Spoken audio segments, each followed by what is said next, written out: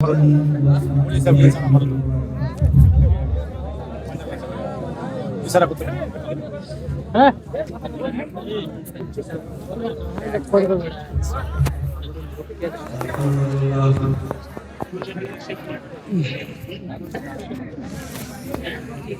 का अल्टर जाते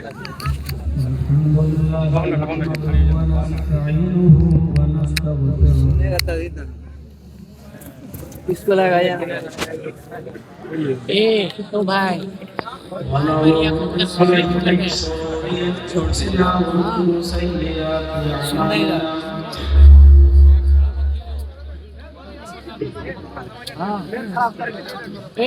कौन है रे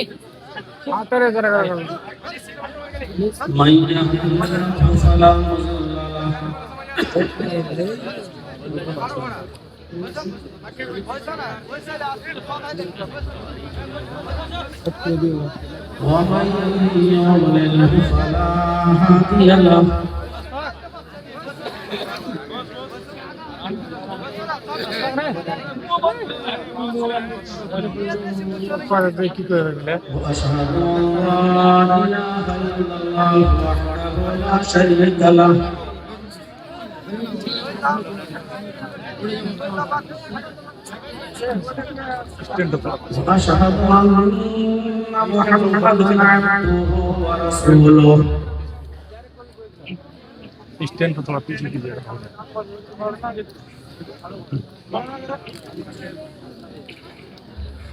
अम्मा बाद फ़इन्न ख़ैरल हदीस किताबुल्लाह व ख़ैरल हदी हदी मुहम्मद सल्लल्लाहु अलैहि वसल्लम व शर्रल उमूरि मुहदसातुहा व कुल्लु मुहदसातिन बिदअह وكل بدعة ضلالة وكل ضلالة في النار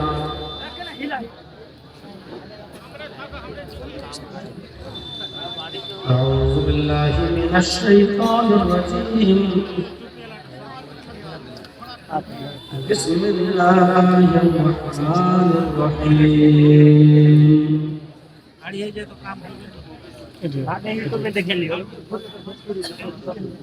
لقد كان لكم في رسول الله أسوة حسنة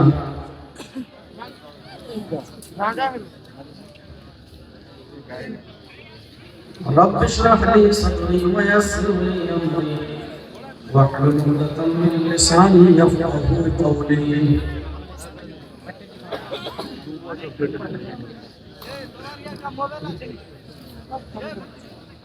नायक सदर इस्लाम सदर इजलास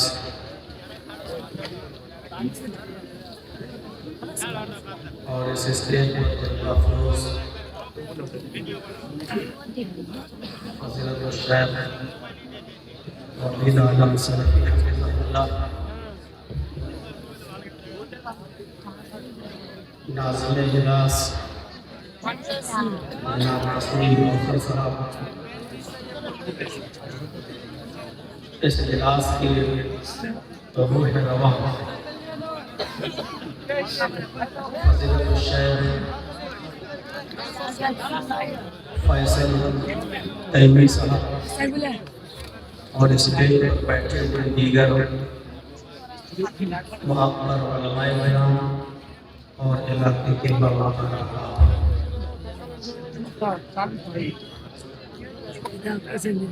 अगर आप लोग के नाम से इन नौजवान से तशरीफ लाए हैं मुअज़्ज़ज़ सामईन हज़रात इस्लामी ख़वातीन माँ और बहनों कौम मिल्लत के लायक व नौजवानों और मुस्तक़बिल के होनहार अज़ीज़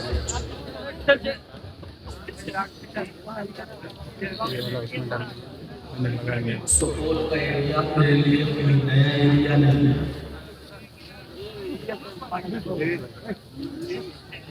ये अलग बात है कि मैं इस इलाके में कुछ कमाता हूँ, लेकिन जब भी आया आप लोगों की मोहब्बत, आप लोगों का प्यार हमेशा एक भारी तादाद की शक्ल में दिखाई दिया और मुझे इस बात का अच्छी तरीके से एहसास है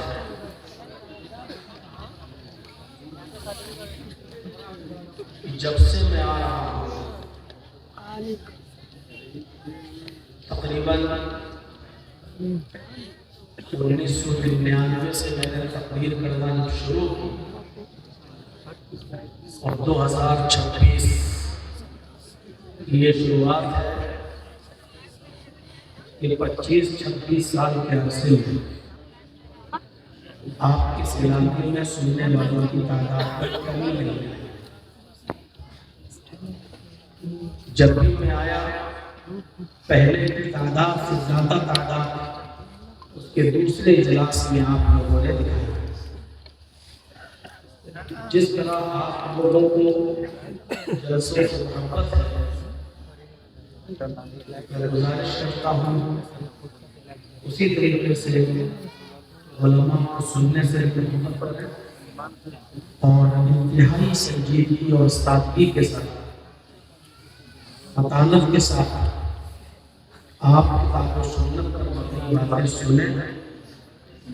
मैं दुआ करता हूँ अल्लाह तआला से कि जो बातें अब तक कही जा चुकी हैं और कही जाने वाली हैं, अल्लाह ताला हम कहने वालों को भी और सुनने वालों को भी अमल की तौफीक अता फरमाए।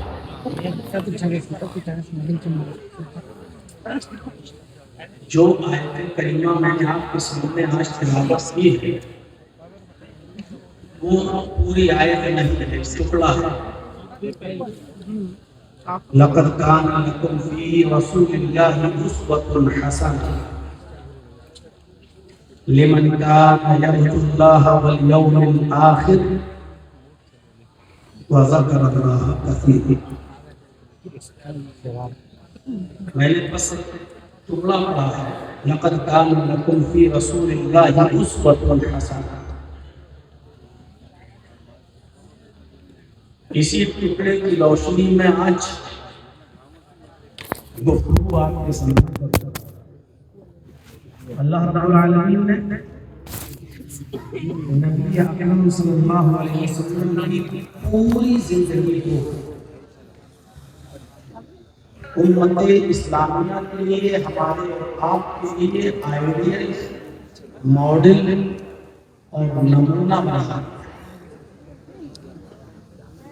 और पूरी जिंदगी को एक छोटे से जुमले में पेश कर दिया है कि तुम्हारे लिए रसूलुल्लाह सल्लल्लाहु अलैहि वसल्लम की जिंदगी में बेहतरीन नमूना है। एक समंदर को एक छोटे से घड़े के अंदर बंद कर दिया। नबी अकरम सल्लल्लाहु अलैहि वसल्लम की पूरी जिंदगी हमारे लिए आइडियल है। हर मुसलमान गौर सिर्फ इस छोटे से जुमले पर आपका उठना, आपका बैठना, आपका लेटना, आपका सोना, आपका जागना, आपका खाना, आपका पीना, आपका चलना, आपका फिरना, आपका शादी और ब्याह करना, यहाँ तक कि आपका नमाज पढ़ना, रोजा रखना, हज करना, ज़कात देना, अलगर्ज़ जिंदगी में पेश आने वाले तमाम मामलात में हमारे लिए मोहम्मद रसूलुल्लाह की जिंदगी को अल्लाह ने नमूना बनाया। इसका मतलब समझ में है? इसका मतलब है कि उठो वैसे जैसे नबी उठते थे, बैठो वैसे जैसे नबी बैठते थे, चलो वैसे जैसे नबी चलते थे, खाओ और पियो वैसे जैसे नबी खाते और पीते थे। शादियां वैसे करो जैसे नबी ने करके दिखाई। जब दुनियावी मामलात में हम नबी को नहीं छोड़ सकते तो इबादियात के मामले में हम नबी को कैसे छोड़ सकते? नमाज भी वैसे पढ़ो जैसे नबी पढ़ते थे, ज़कात भी वैसे करो जैसे नबी ने बताई, हज भी वैसे करो जैसे नबी ने बताया, रोजा भी वैसे रखो जैसे नबी ने रख कर दिखाया।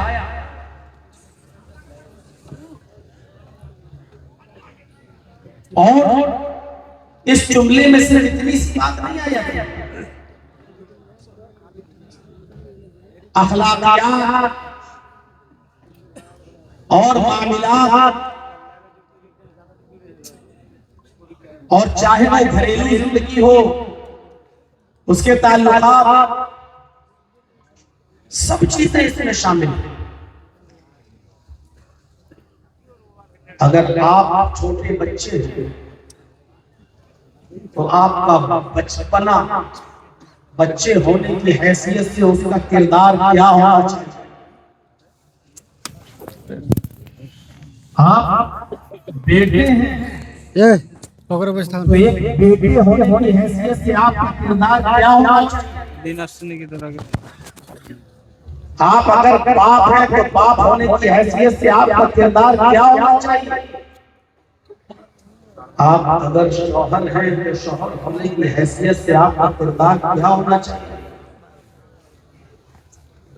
आप अगर उस्ताद हैं तो मुअल्लिम होने की हैसियत से आपका किरदार क्या होना चाहिए? आप अगर बिजनेसमैन हैं तो एक बिजनेसमैन होने की हैसियत से, ताजिर होने की हैसियत से आपका किरदार क्या होना चाहिए?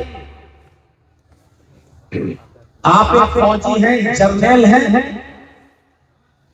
तो एक सिपाही सालार और जर्नल होने की हैसियत से आपका किरदार क्या होना चाहिए? जिंदगी में जितने भी डिपार्टमेंट्स हैं, जितने भी शोबे हैं, उन तमाम शोबों में मोहम्मद रसूलुल्लाह हमें रहनुमाई करते हुए नजर आते हैं।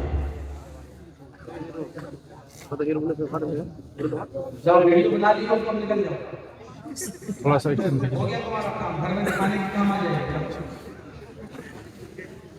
और बैठना है तो पूरी तकरीर सुनना पड़ेगी। बैठने नहीं लगेगा, जाना है तो चलेगा, जा रहे हैं पला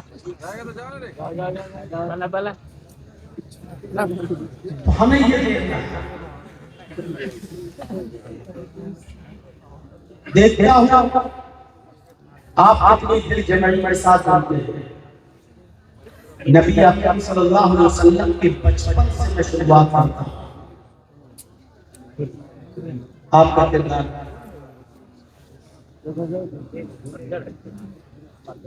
अल्लामा इब्न हिशाम सीरत नबी के अंदर नकल किया कि जब आमिना के पेट से आप बाहर आए, नबी अकरम जब पैदा हुए, जब आप आमिना के पेट से बाहर आए, जिस दिन आप पैदा हुए उसी दिन कैसर और किसरा के ऐवानों में जलने वाले चिराग बुझ गए। ये बड़े बड़े बड़ा कहलाते थे कैसर और किसरा। इनके ऐवानों में, इनके दरबारों में हमेशा चिराग जलता रहता था, कभी बुझता नहीं था। हर वक्त उसमें तेल डाला जाता था और चिराग जलता रहता था। जैसे दिल्ली जाइए इंडिया गेट पर तो आप देखेंगे कि शहीदों की आत्मा को शांति पहुंचाने के लिए वहां एक मशाल जलती रहती है और शीशे के फ्रेम में उसको पैक कर दिया गया है। वो मशाल हमेशा जलती रहती है, रात हो दिन हो, सुबह हो शाम हो, वो बुझती नहीं। ऐसे ही कैसरों किसरा के ऐवानों में चिराग चलते रहते थे, वो मुझसे थे। जिस दिन मोहम्मद इब्न अब्दुल्लाह अपनी मां के पेट से बाहर आए, पैदा हुए, उसी दिन कैसरों किसरा के ऐवानों में चलने वाले चिराग बुझ गए। उसको बड़ा ताज्जुब हुआ, क्या अचानक हमारे चिराग कैसे बुझ गए? न तेज आंधी आया, न तेज तूफान आया, न तेज बारिश, न तेज हवा चली, फिर हमारे चिराग कैसे बुझ गए? अपनी आसमान के मुताबिक नजूमियों को बुलाया, काहिन को बुलाया। जैसे हम लोग बदअकीदा लोग ज्योतिषियों के पास जाते हैं, अपने हाथ की रेखा निकालने लगते हैं, देखिए तो मेरे हाथ की रेखा क्या बता रही है। नजूमियों को बुलाया गया, काहिनों को बुलाया गया, बड़े बड़े नजूमी आए, बड़े बड़े काहिन आए, हम कह सकते हैं ज्योतिषी आए। सुबह से लेकर शाम तक गौर करने लगी कि आखिर चिराग बुझ गया, और शाम तक एक ज्योतिषी इस नतीजे पर पहुंचा, एक काहिन इस नतीजे पर पहुंचा, जो इलाका का बड़ा काहिन माना जाता था। उसने ये क्लियर किया, उसने ये फैसला सुनाया, आए हुक्मरान, तुम्हारे दरबारों में, तुम्हारे ऐवानों में चलने वाले ये चिराग इसलिए बुझ गए कि आज कोई एक ऐसी हस्ती पैदा हुई है, आज कोई एक ऐसी शख्सियत नमूदार हुई है, इस धरती पर आज किसी ऐसी हस्ती ने जन्म लिया है, वो अपने साथ जो रोशनी लेकर आई है, अपने साथ इल्म की जो ज्योति, इल्म की जो रोशनी लेकर आई है, उस रोशनी के होते हुए अब किसी और रोशनी की जरूरत नहीं है। इसलिए कि हमारे तुम्हारे चिराग, ऐवानों में चलने वाले चिराग बुझ गए।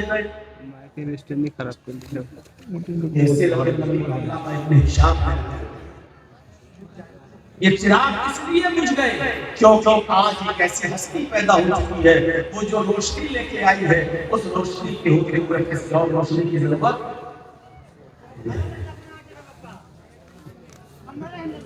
ये पैदाइश तो आगे बढ़ा तक रे।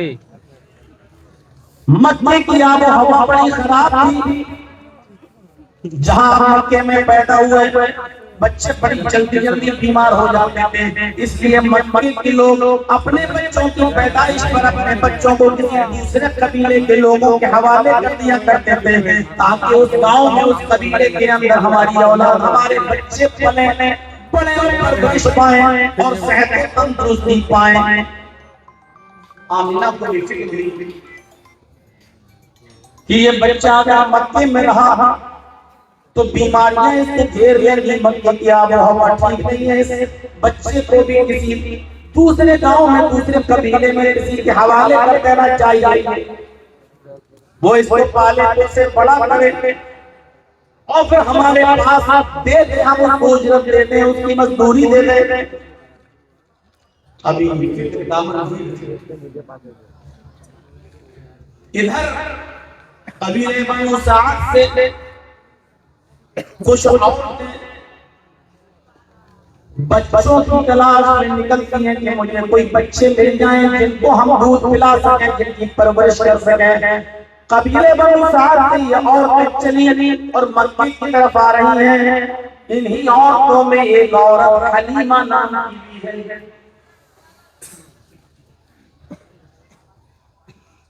हलीमा नाम की एक औरत है, लेकिन ये अपने साथ जो सवारी लेकर आई है, ऊंटनी या गधी, जो भी सवारी थी, वो इतनी लादत थी, इतनी नफीस थी, इतनी कमजोर थी कि 100 कदम चलती हांफने लगती, थोड़ा चलती रुक जाती, बार बार सताना पड़ता। और हलीमा की सहेलियां कहने लगी, अरे हलीमा को कौन सी सवारी लेकर चली है, ये तो मक्का पहुंचते पहुंचते हमें भी बूढ़ा कर देगी, कौन सी सवारी लेके आई है। कितना तेरा इंतजार करेंगे? हमें बच्चे भी पहुंचना है, बच्चे भी ढूंढना है। हलीमा कहती है मेरी सहेली हो,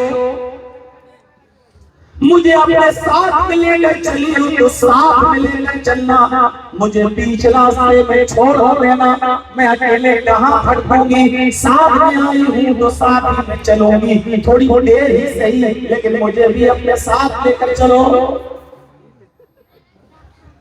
3 दिन का सफर 5 दिन में पूरा हुआ है।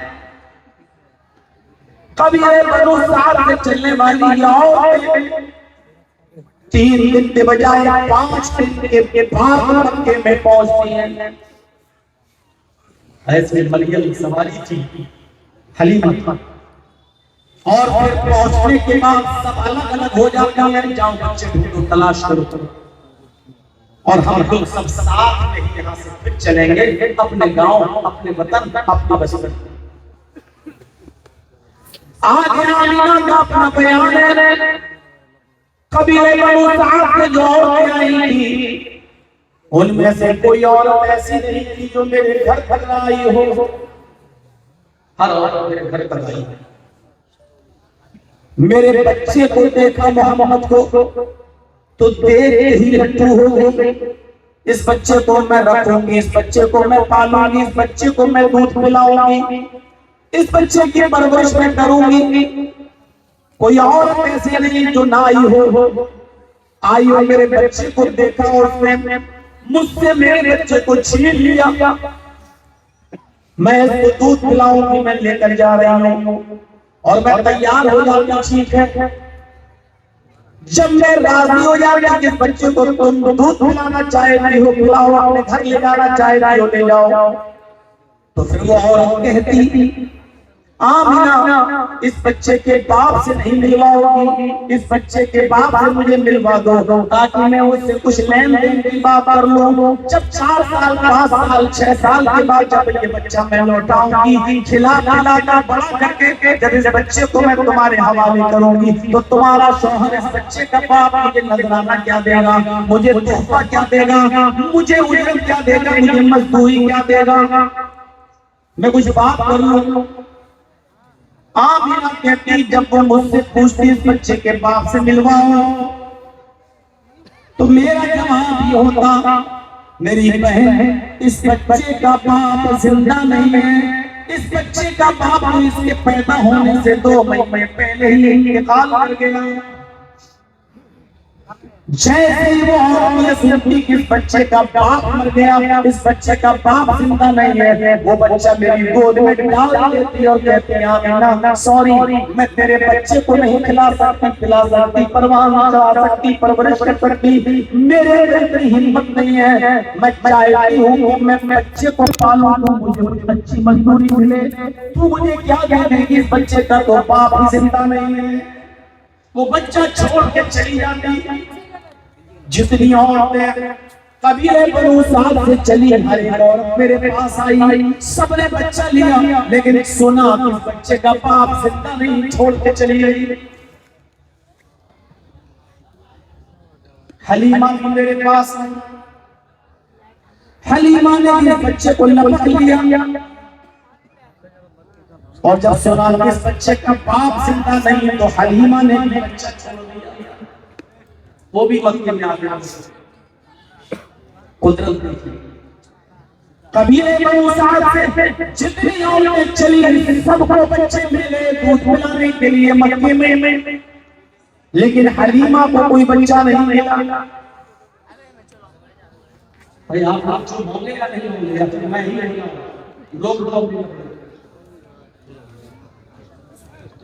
भाई आप अगर इधर शोर करेंगे तो हम और मौलवियों की तरह नहीं है, हम बोल पाएंगे, हम डिस्टर्ब होते हैं। भाई आवाज नहीं लगाई, बैठ जाओ ना, मैं नहीं बोल पाऊंगा। जो लोग मोबाइल में वीडियो बना रहे हैं उनकी मोबाइल छीन है, ये दूसरा लोगों को डिस्टर्ब करता है। पीछे बैठ जाइए आप लोग, शांत नहीं बैठ जाइए। आप लोग भी बैठ जाइए इधर से।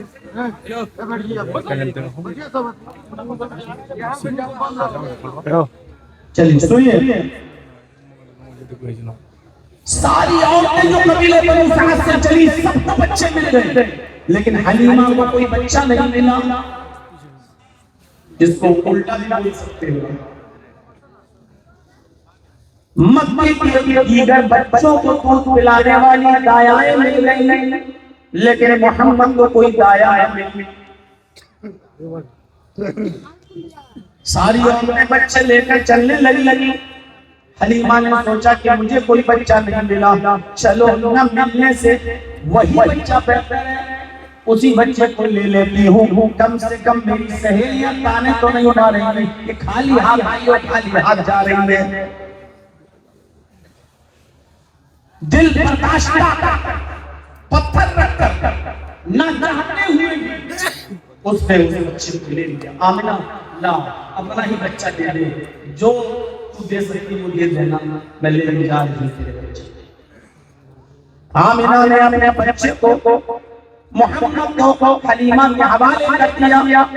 अब जहां सबको पहुंचना था वहां पहुंच गई और वहां से अपने कबीले बनू साद के लिए चलने लगी। हलीमा मोहम्मद को अपनी गोद में लिए हुए जिस सवारी पर बैठ कर आई उसी सवारी पर लेकर बैठ जाती है और चलने लगती है। जैसे इस बच्चे को गोद में लेकर सवारी पर बैठी, यही वो सवारी थी जो रास्ते में फंसाया करती है। सांस फूलने लगती थी, दम छूटने लगता था, 100 कदम चलती थी, हाथ में लगती थी। लेकिन जब हलीमा इस बच्चे को लेकर बैठी तो ये हवा से बातें कर रही है, रुकने का नाम नहीं ले रही है। सारी सवारियों को पीछे करते हुए आगे बढ़ती जा रही है और पीछे की सारी सहेलियां चीख कर कहती हैं, बेटी जरा ठहर जा, बेटी जरा रुक जा, मुझे भी तो अपने पास आ जाने दे, तू क्यों आगे बढ़ रही है? हम तुझे साथ में लेके आए, लेकिन तू अकेले भाग रही है, हमें छोड़ कर क्यों जा रही है? क्या ये तेरी वही सवारी है जिस सवारी पर बैठ तू आई थी? अब तो ये रुकने का नाम भी नहीं ले रही है। इस सवारी को तूने क्या खिला दिया है, क्या खिला दिया है? हलीमा पीछे मुड़कर देखती है और कहती है, मेरी सहेलियों, अल्लाह की कसम, मैंने इस बच्चे सवारी को कुछ नहीं खिलाया, कुछ नहीं खिलाया। ये वही सवारी है जिस सवारी पर मैं बैठ कर आई, पता नहीं रुकने का नाम क्यों नहीं ले रही है, आगे बढ़ती जा रही है। बाखुदा मुझे तो इस बच्चे में कोई बरकत नजर आ रही है, बाखुदा मुझे इस बच्चे में कोई करामात नजर आ ये। आज हमारे बेटों का बचपन और हमारी औलाद का बचपन 5 साल का होता है तो बाप पीछे काट देंगे,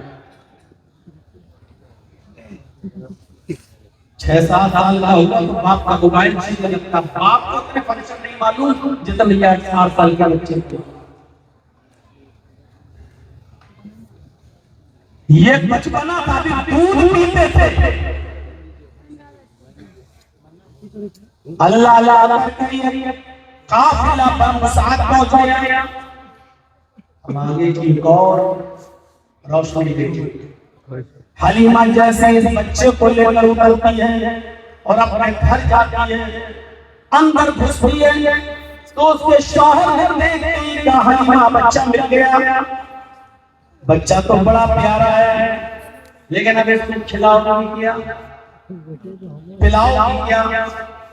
कहा मेरे पास बकरी का दूध है तो ये बकरी है।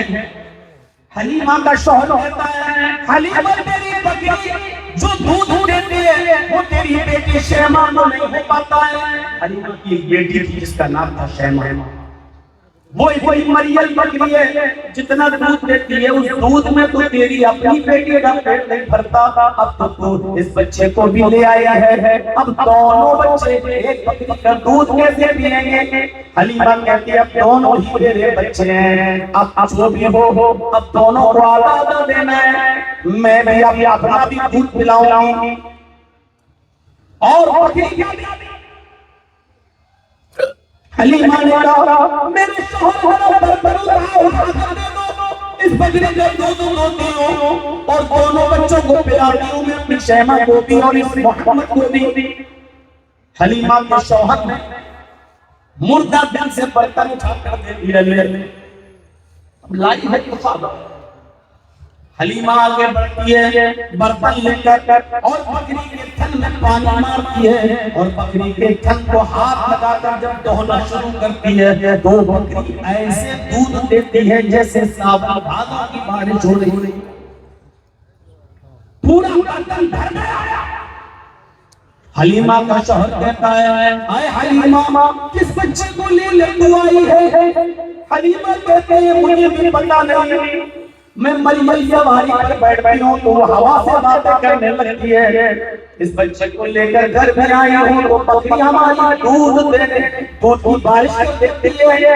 अरे मेरे प्यारे शौहर, बाखुदा ये बच्चा ही बरकत है, इस बच्चे के अंदर ही मुझे बरकत नजर आ रही है। बच्चा परवान चढ़ने लगा, धीरे धीरे बड़ा होने लगा। हलीमा बकरी का भी दूध पीता, हलीमा अपना भी दूध पिलाता। इस बच्चे की उम्र साधु महाराज की तहकीक के मुताबिक जब 4 साल हो गई और रहमतुल्लाह अलैहि काजी सुलेमान सलमान मंसूरपुरी की किताब उसकी तहकीक के मुताबिक जब बच्चे की उम्र 6 साल की हो गई तो हलीमा ने उस बच्चे को मोहम्मद को अपनी बेटी शैमा और मोहल्ले के बच्चों के साथ जंगल में बकरियां चराने के लिए भेज दिया। जाओ सीखो अरब का ये बेहतरीन पेशा है बकरियां चराने का, तुम भी बड़े होने बकरियां चराओगे, इसलिए तुम भी बकरियां चराना सीखो और अभी से आदत डालो। हलीमा की बेटी शैमा और गांव के बच्चे मोहम्मद को हाथ पकड़कर मोहम्मद इब्न अब्दुल्लाह को हाथ पकड़कर जंगल में ले गए। सारे बच्चे बकरियां चरा रहे हैं। मोहम्मद इब्न अब्दुल्लाह कभी इस पहाड़ी पे नजर डालते हैं, कभी उस पहाड़ी पे नजर डालते हैं, कभी उस पेड़ को देखते हैं, कभी उस पेड़ को देखते हैं, कभी उस झाड़ी पे झांकते हैं, कभी उस झाड़ी पे झांकते हैं। अचानक एक इंसानी शक्ल में फरिश्ता आया, इंसानी शक्ल, वो उसी जंगल में आता है और मोहम्मद इब्न अब्दुल्लाह के पास आकर बैठ जाता है। उम्र या 4 साल या 6 साल मोहम्मद इब्न अब्दुल्लाह के पास आकर बैठ गया और उस फरिश्ते ने जो इंसानी शक्ल में आया था कहा, बेटी तुम्हारा नाम क्या है? तुम्हारा नाम क्या है? आपने जवाब दिया मोहम्मद। उस फरिश्ते ने आपका हाथ पकड़ा, उठाया, गोद में लिया और लेकर चलने लगा। हलीमा की बेटी भी देख रही है, उस मोहल्ले के बच्चे भी देख रहे हैं कि ये कौन आदमी है जो मोहम्मद को लेकर कहां जा रहा है। अचानक इन बच्चों ने देखा कि मोहम्मद को एक पहाड़ के दामन में ले जाया गया। फरिश्ते ने उनको चित लिटा दिया।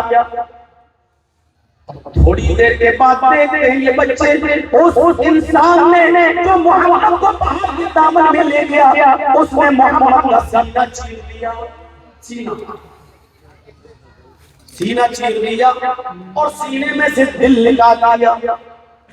बच्चे डर के मारे भाग गए, एक करके हम सबको कत्ल कर दिया जाएगा। ये बच्चे सब बकरियां छोड़ के मां डर के भाग गए।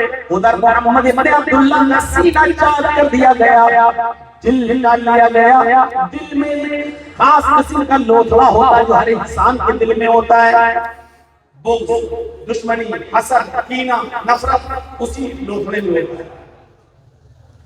से आगे क्यों बढ़ रहा है, इसको हम कैसे डाउन करें, इसको कैसे गिराएं, इसको कैसे बर्बाद करें, ये तो नफरतें होती हैं जो हसद कीना बुग़्ज़ ये दिल के उसी लोथड़े में होता है।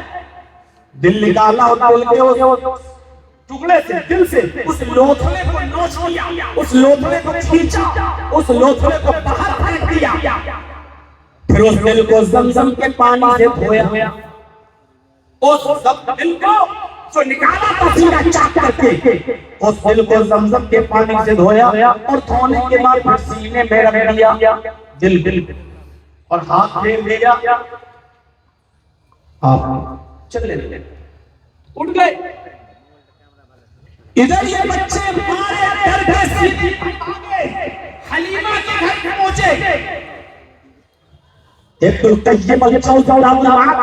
हलीमा उस वक्त रोटी पका रही, चूल्हे पर बैठी हुई थी। ये बच्चे गए, जल्दबाजी में दरवाजा खोल दिया, दरवाजा खुल गया।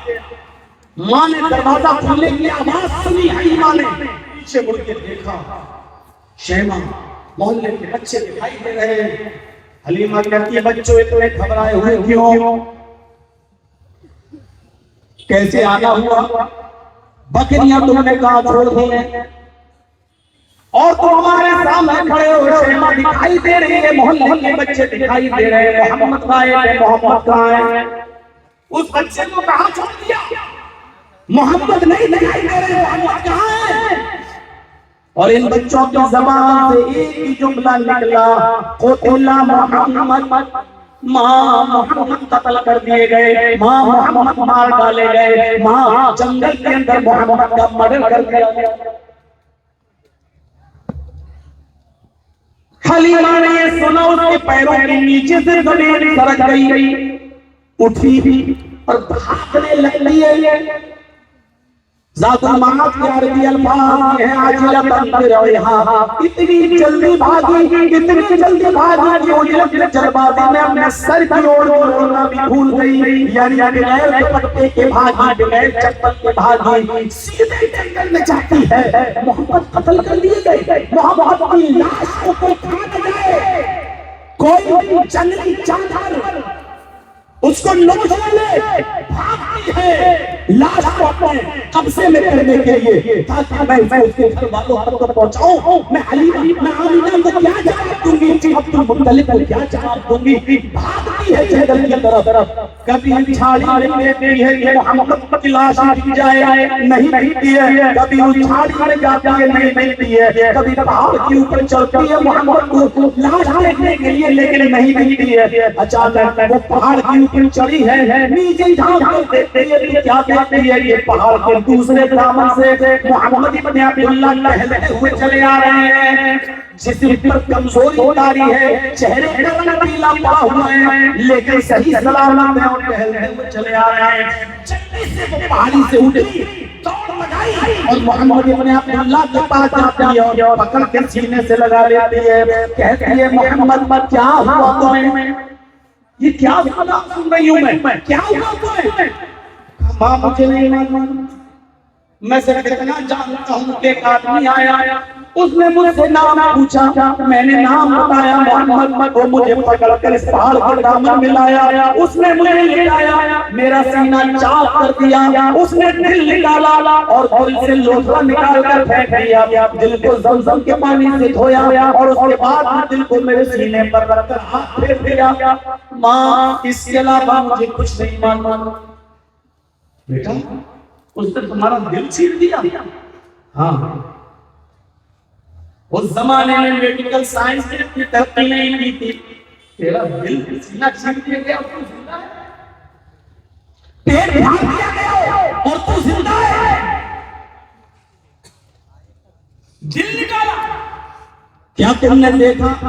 मां, मैं सब देख रहा था, सीना चाक किया गया, मुझे मालूम है, दिल निकाला गया, मैं देख रहा था। दिल से कोई चीज निकाल कर फेंकी जा रही है, ये भी मैं देख रहा था। दिल को जब पानी से धोया जा रहा था, ये भी मैं देख रहा था। दिल को जब रखा गया तब भी मैं देख रहा था, उसके हाथ फेरा तब भी मैं देख रहा था। बेटे, अब तुम्हें हम अपने घर नहीं रख सकते, तुम ऐसी चीजें बता रहे हो जो अकल में नहीं आती, जो दिमाग में नहीं आती। अगर तुझे कुछ हो गया तो मैं तेरे दादा का मुत्तलिब को क्या जवाब दूंगी, तेरी माँ आमिना को क्या जवाब दूंगी? दिल तो नहीं चाहता कि तुझे वापस करूं, लेकिन मुझे वापस करना पड़ेगा, क्योंकि तू बातें ऐसी ऐसी बताता है जो दिल द्वारा नहीं भर गई। बोलिए बिस्तर बांधा, मोहम्मद चलो और ले गए मक्का पहुंचाती है। आमिना दिल तो नहीं चाहता कि तेरे बेटे को वापस करूं, लेकिन अब रहा नहीं जाता। ऐसे ऐसे हालात बताता है, ऐसी ऐसी बातें बताता है तो यकीन नहीं, दिल दबाना नहीं करता। अपनी इमानत पकड़, संभाल अपनी इमानत को। मुझे कोई मेहनत भी नहीं चाहिए, उजरत भी नहीं चाहिए, मजदूरी भी नहीं चाहिए। इसके वजह से मेरे घर में खैर और बरकत के दरवाजे खुल गए हैं। इसके बस मुझसे कुछ नहीं चाहिए, बस अपनी औलाद को, बेटे को संभाल और छोड़कर खाली बच्चे को मार मार इस रोशनी में जरा अपनी औलाद को मेरे साथियों, 6 साल तक ये मामला था। माँ ने पाला। अब 6 ही साल की उम्र में जब हवाले कर दिया गया तो माँ ने कहा चलो बेटे, हम तुम्हें तुम्हारे नाना और मामा के घर लेके चलते हैं, वहां पर भी 1 आध महीना रह के आते हैं। चलिए मदीना ले मोहम्मद रसूलुल्लाह के नाना मामू, इनका ननियाल यसरफ जो मदीना का पुराना नाम था, वहां इनका ननियाल था। आमिना अपने बेटे को लेकर वहां पहुंची। 1 महीना रही मैके में। 1 महीने के बाद लौट मक्के की तरफ आ रही है और मोहम्मद को अपने साथ लेकर आ रही है। तो लौट के वक्त वो मकाम अबवा पर पहुंची। मकाम अबवा, जब मकाम अबवा पर पहुंची जहां मोहम्मद रसूलुल्लाह के बाप अब्दुल्लाह दफन है, उनकी कब्र है वहां। मकाम अबवा पर पहुंचती आमिना अपने शौहर की कब्र को देखने के लिए, ज़ियारत करने के लिए, तो अपने बेटे अपने मोहम्मद को भी लेके जाती है और कहती है बेटे तो बार बार पूछते हो कि मेरे अब्बू कहाँ हैं, मेरे अब्बू कहाँ हैं, सबके पास अब्बू हैं, मेरे अब्बू कहाँ हैं, आओ मैं तुम्हें बताऊं तुम्हारे अब्बू कहाँ हैं। 6 साल के बच्चे को जब मकाम अब्बा पर ले जाती है और वहां अपने शौहर की कब्र, अपने हस्बैंड की कब्र देती है और अपने बेटे को दिखाती है कि बेटे ये है हमारे बाप की कब्र, इस कब्र के अंदर तुम्हारे बाप हैं, इस कब्र के अंदर तुम्हारे बाप दफन हैं। 6 साल का बच्चा इतना तो जानता ही है। 6 साल के उस बच्चे ने, मोहम्मद ने अपने बाप की कब्र देखी तो आंखों में आंसू आ गए, आंखों में आंसू आ गए और अपने बाप की कब्र को देखकर चला गया। इधर आमिना का हाल इतना बुरा कि अपने शौहर की जुदाई को बर्दाश्त नहीं कर सकी और कब्र को देखकर उसको हंसी आने लगी, उसको चक्कर आने लगे। अचानक वो ध्यान से जमीन पर गिरती है। अपने माँ के जमीन पर गिरने की आवाज को जब मोहम्मद इब्न अब्दुल्लाह ने सुना तो पीछे मुड़ के देखा। जब पीछे मुड़ के देखा तो क्या देखा कि मेरी माँ की रूह निकल चुकी है। बाप की कब्र मौजूद, पीछे देखा तो माँ की रूह निकल गई, माँ बाप दिखाई कर गई, माँ इस दुनिया से चल बसी। बाप की कब्र को देखकर रोते हुए आपने जब अपनी माँ का चेहरा देखा तो माँ भी मोहम्मद को अकेले छोड़कर चल बसी। मोहम्मद के बाप अब्दुल्लाह के पास एक लौंडी थी जिसका नाम था उम्मे ऐमन।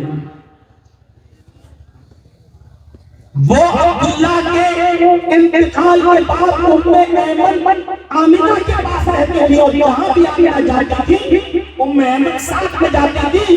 इस वक्त मदीने से लौटते वक्त मकाम अब्बा पर आमिना के साथ उम्मे ऐमन थी। उम्मे ऐमन ने मोहम्मद को संभाला और उनको लेकर वापस मक्के आई और वो उनके दादा के हवाले कर दिया, अब्दुल मुत्तलिब के। किस्मत देखिए, जब आप 2 साल और बड़े 8 साल की उम्र हुई तो दादा भी इस दुनिया से छोड़कर चला गया और मोहम्मद इब्न अब्दुल्लाह 8 साल की उम्र में यतीम हो गए।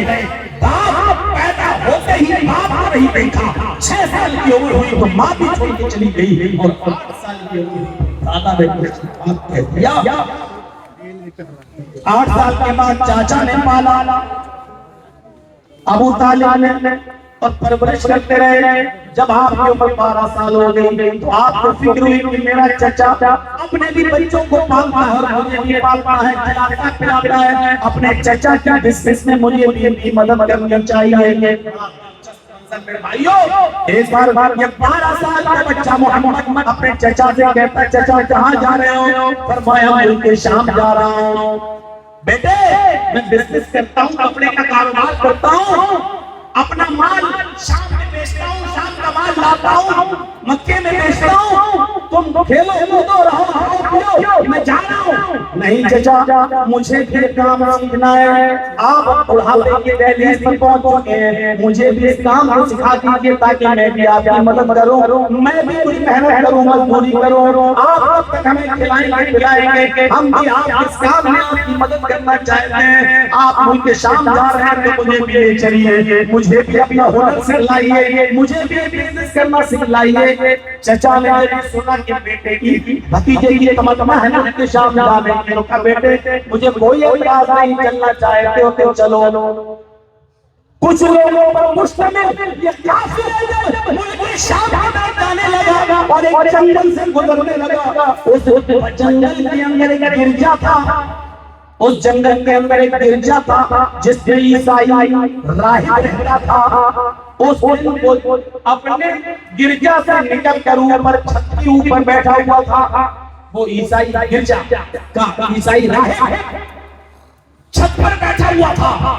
उसकी नजर इस काफिले पर पड़ी, कोई काफिला आ रहा है, उसको नजर छोटे से बच्चे 12 साल के बच्चे पर भी पड़ी और वो राहिब जाका उस बच्चे को देखता ही चला गया, देखता ही रह गया। उसकी नजर काफिले के लोगों पर नहीं, उसकी नजर 12 साल के मोहम्मद इब्न अब्दुल्लाह के ऊपर थी। थोड़ी देर के बाद उसने देखा कि गिरजा के पास वो काफिला आया और रुक गया। उसने अपनी चादर बिछाई हुई बैठ गया, अपने साथ सरतूत लाए वो खाने पीने लगा। तो बुहैरा चल के आता है, उसका लक़ब बुहैरा था, वो बुहैरा चल के आता है और काफिले से कहता है कि तुम्हारा अमीर सरदार कौन है? लोगों ने बताया अबू तालिब। कहा अबू तालिब आज तुम लोगों की दावत में अपने पास करना चाहता हूँ, क्या है खाना तुम हमारे साथ खाओगे? ये सब भूखे तो थे ही। कहने लगे बिल्कुल, अगर आप हमें दावत देंगे तो हम आपकी दावत कबूल कर लेते हैं। ठीक है। वो उस राहिब ने जल्दी से खाना बनवाया और तैयार कराया और फिर बुलावा भेजा कि चलो खाना बनकर तैयार हो चुका है। जब खाना बनकर तैयार हो गया और ये सब लोग खाने के लिए पहुंचे तो अबू तालिब ने अपने भतीजे मोहम्मद को वहीं छोड़ दिया सामान के पास। बेटे तुम यहीं रहो, हम खाना खा के लौटेंगे जब तुम्हारा खाना वहां से लेते आएंगे। ये काफिला जब गिरजा में घुस आए और दस्तरखान पर बैठता है तो वो हैरान है, तुम लोग खाना खाने आ गए हो, बच्चे को छोड़ दिया है, बच्चा कहाँ है? अबू तालिब ने कहा वो हमारे सामान के पास बैठा हुआ है, निगरानी कर रहा है, हम खाना खाने के बाद उस बच्चे का भी खाना ले आएंगे। बुहैरा ने कहा अबू तालिब ये दावत तो उसी बच्चे के वजह से मैंने की है और तुमने उसी को वहां बिठा दिया,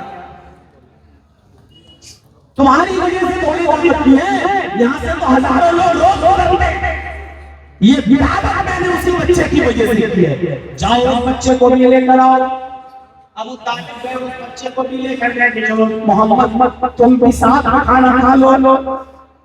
चेहरे गिरजा में घुसते मोहम्मद इब्न अब्दुल्लाह बुहैरा उसी को देखता जा रहा है, खाना भी खिलाता जा रहा है और बार-बार वो मोहम्मद की तरफ नजर भी डालता जा रहा है। मौलाना सफीउर रहमान साहब मुबारकपुरी रहमतुल्लाह अलैह की किताब आप पढ़ेंगे रही मखदूम, तो उन्होंने बुहैरा का नाम भी उसमें नकल किया है कि उसका नाम जरजीस था। अब मुझे पता चला कि मेरे बाप ने कहां से छूट के नाम निकाला। जब तक मौलवियत पूरी पढ़ नहीं गई यकीन नहीं आना था, लोग कहते कौन सा नाम है जरजीस। शुरू में तो किसी का आता ही नहीं था, कोई जगदीश कहता था, कोई जगदीश कहता था, कोई कुछ कहता था। शेख सफीउर रहमान साहब मुबारकपुरी रहमतुल्लाह अलैह की किताब बहुत पुराना जो आलमी राब्ता आलम इस्लामी के मुकाबले में अव्वल नंबर पे आई, पहली पोजीशन, उसमें लिखा हुआ बुहैरा का नाम जरजीस था। उस बुहैरा ने बार-बार मोहम्मद को देखा और खाना न खिलाने के बाद सारे काफिले के लोगों से कहा कि तुम लोग बाहर जाओ, आया जाओ, तुमसे कुछ गुफ्तगू करनी। अबू तालिब कहते हैं बताइए क्या मुझसे गुफ्तगू करेंगे, खाना सबको खिलाया, गुफ्तगू से मुझसे अकेले। सारे लोग बाहर चले गए। उस बुहैरा ने कहा अबू तालिब सही बताओ जो जो मैं तुमसे पूछूं। कहा बिल्कुल बताइए। क्या इतना बता दो कि ये बच्चा किसका है? अबू तालिब ने मोहम्मद को देखा, मुस्कुराते हुए कहा इसमें पूछने की क्या बात है, ये तो मेरा बेटा है। भाई किसी का बाप इंतकाल कर जाए तो चचा ही बाप का जरूरी होता है। और इसलिए भी कि मेरे भतीजे को इस बात का एहसास ना हो कि अपना कोई बेटा कहने वाला भतीजा उसके सामने कहा कि मेरा बेटा है। बुहैरा कहता है अबू तालिब अब तुम झूठ बोल रहे हो। बुहैरा ने कहा अबू तालिब अब तुम झूठ बोल रहे हो। अबू तालिब ने कहा बेटा मेरा है, तुम कौन हो तो कहने वाले तुम झूठ बोल रहे हो, तुम कैसे कह सकते हो? ठीक है अब इस बच्चे को लेकर जाओ। अबू तालिब ने मोहम्मद की उंगली पकड़ी और कहा चलो बेटे।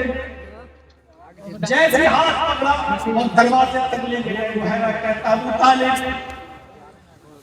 अगर मैं झूठ नहीं बोल रहा हूं तो सच ये है कि ये बच्चा तुम्हारा नहीं है, और सच ये है कि इस बच्चे का बाप इस दुनिया में मौजूद नहीं है, और इससे भी बड़ा सच ये है कि इस बच्चे के पैदा होने से 2 महीने पहले ही इसका बाप इस दुनिया से चला गया है, गुजर चुका है। अगर ये मैं झूठ बोल रहा हूं तो मेरी पलट के मत देखना, और अगर सच हो तो मेरी आंखों में आंखें देख लेना। ये सच्चाई सुनकर अबू तालिब लग रहे और करीब आए भागते हुए। बुहैरा ये तुम्हें कैसे मालूम?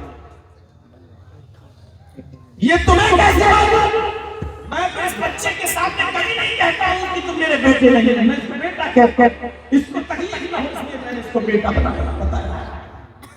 कैसे ना कहा मैं इससे भी बड़ी बात जानता हूं। कहा क्या? अबू तालिब की बात मान लो। बोलो क्या कहना चाहते हैं? कहा इस बच्चे को यहाँ से मुल्क शाम के अंदर मत ले जाओ, यहीं से वापस कर दो मक्के में जहां से तुम आ रहे हो। कहा क्यों?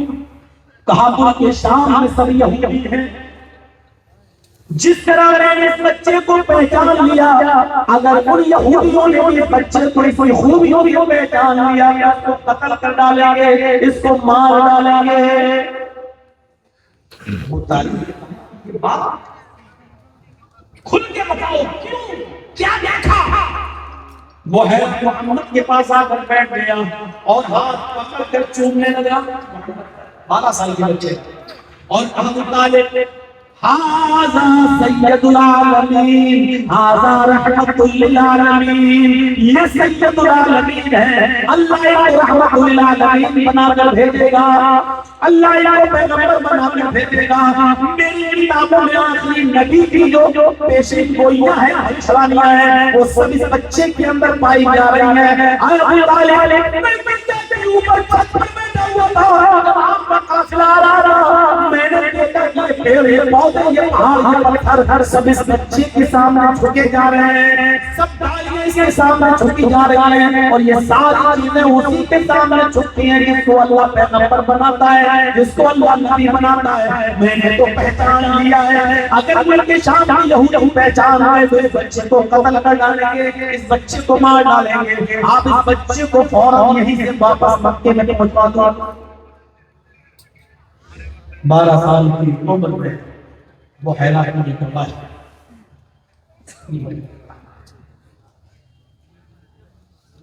सिर्फ बचपन ही अगर खत्म हो जाए, थोड़ा सा आगे एक इंसान बचपन से गुजारता है तो उसका किरदार क्या होना चाहिए, और उसके बाद जब वो बचपन में होता है तो किसी का बेटा फिर हर वो किसी का शौहर होता है, और शोहर के बात पर वो किसी का बाप भी नहीं बनता। आज ये 2-3 चीजें बताऊंगा आपके सामने। बचपन का एक हल्का सा नक्शा खींचा आपके सामने। अब बेटे होने की हैसियत से देखिए क्या क्या हमारे साथ क्या क्या अदा करती है। एक बेटे होने की हैसियत से आपका किरदार किया। अब्दुल्ला 2 महीने पहले इंतकाल कर गए। 6 साल की उम्र थी तो माँ भी इंतकाल कर। सोचो, न बाप का प्यार मिला और ना ज्यादा दिन माँ का प्यार मिला, ना ज्यादा दिन माँ का प्यार मिला। अब आप अंदाजा लगा सकते हैं मेरे भाइयों, इसके बावजूद बेटा होने की हैसियत से आपका किरदार क्या था।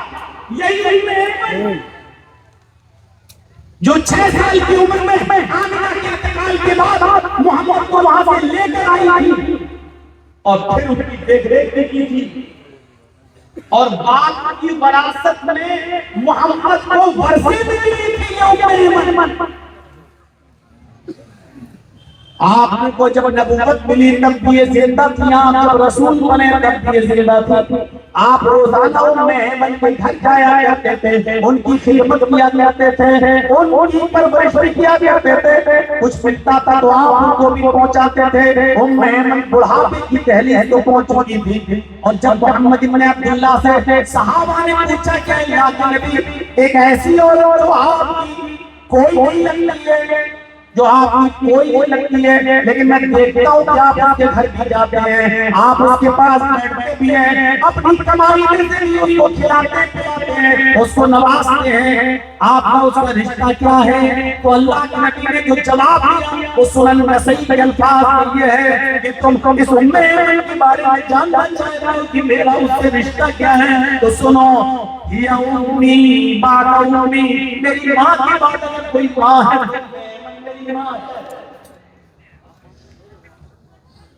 यहाँ गोल्ड हाउस में अपनी बूढ़ी माओ को अपने बेटियों के कहने पर भर्ती करने वालों, तुम तो बुढ़ापे में पहुंच चुकी हो, तुम्हारी वजह से मेरा घर भी बर्बाद हो। चल तो तेरी देख-रेख करते रहेंगे। अपनी बीवी को तरजीह देकर अपनी बूढ़ी माँ को हाउस में भेजने वालों, कयामत के दिन कौन सा चेहरा लेकर तुम मैदान इलेक्शन में उठो तो आओगे, कौन सा चेहरा लेकर तुम आओगे? अल्लाह के नबी उसको अपनी मां कह रहे हैं जो आपके बाप अब्दुल्ला की लौंडी है और अब्दुल्ला के इंतकाल के बाद आमिना की खिदमत में लगी रही और आमिना के इंतकाल के बाद बाप के वर्षे से मोहम्मद को विरासत में मिली है। आप नबी बने, रसूल बने, पैगंबर बने, 40 साल से ऊपर उम्र फिर भी आप उनकी देख-रेख करते रहे। जब आप 40 साल के हुए तो उनकी उम्र कितनी हुई होगी? इस बुढ़ापे में भी उनकी खिदमत करते हैं। और लोगों ने पूछा ये क्या रिश्ता है आपका इनसे? तो आपने कहा या उम्मी बादा उम्मी, मेरी माँ की बात अगर सबसे ज्यादा सबसे बड़ी मेरी माँ कहलाने की हकदार तो मैं मन ये मेरी माँ है। ये जवाब था आपका एक बेटे होने की हैसियत से किरदार। अल्लाह के नबी सहाबा किराम के दरमियान बैठे हुए और सुन रहे हो ना?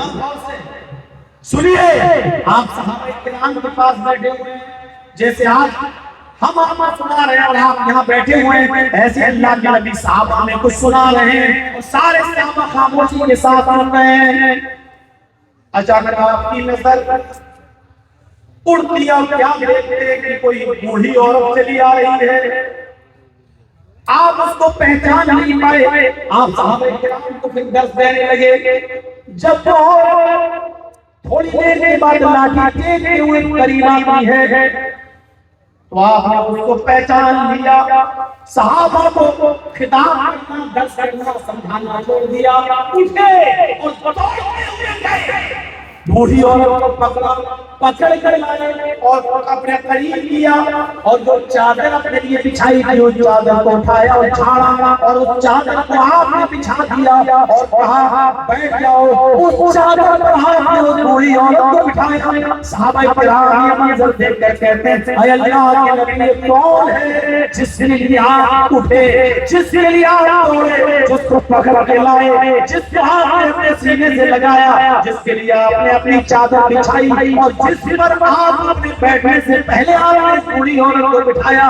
अल्लाह के नबी कहते हैं मेरे साथियों ये मेरी रज़ाई माँ हलीमा है, इसने मुझे बचपन में दूध पिलाया है।